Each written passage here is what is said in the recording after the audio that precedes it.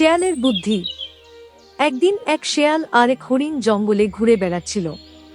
তারা হঠাৎই একটি সিংহের সামনে পড়ে গেল। সিংহটি খুবই ক্ষুধার্ত ছিল।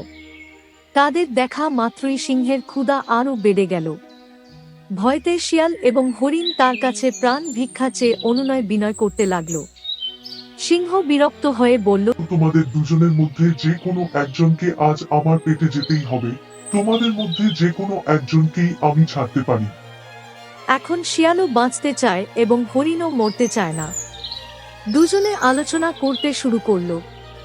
হরিণ বলল, বন্ধু, আমি বাঁচতে চাই। আমার জন্য তুমি কি তোমার জীবন দিতে পারবে না? শিয়াল বলল, বন্ধু, আমার কাছে একটি বুদ্ধি আছে যা দিয়ে আমরা দুজনেই বেঁচে যাব। এখন যেমনটা বলছি তেমনটা করো। শিয়াল দুঃখের সঙ্গে জানালো, সিংহ মহাশয়, আপনি এই জঙ্গলের মহারাজ। আমার অনেক দিনের স্বপ্ন ছিল আপনাকে দেখার। কত শুনেছি আপনার ব্যাপারে। আজ আমার সেই স্বপ্ন পূরণ হলো।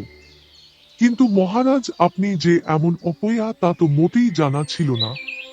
ছোট থেকে আপনার বীরত্বেরই গল্প শুনেছি কেবল। হরিণকে আপনি ছেড়ে দিন, আমাকে আপনি খেয়ে নিন, এটাই হয়তো আমার নিয়তি। সিংহ একেই ক্ষুধায় কাতর ছিল, তাই এমন অপমান। সে তো গেল ভীষণ ক্ষেপে।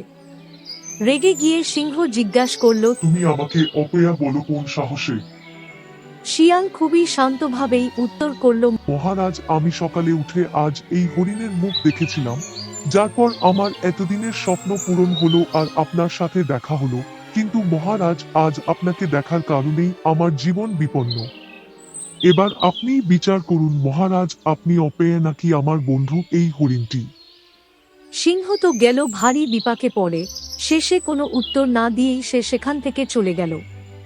এর থেকে আমরা জানলাম বন্ধুরা, প্রতিকূল পরিস্থিতিতেও মাথা ঠান্ডা রেখে পরিস্থিতি অনুকূলে আনা যায়।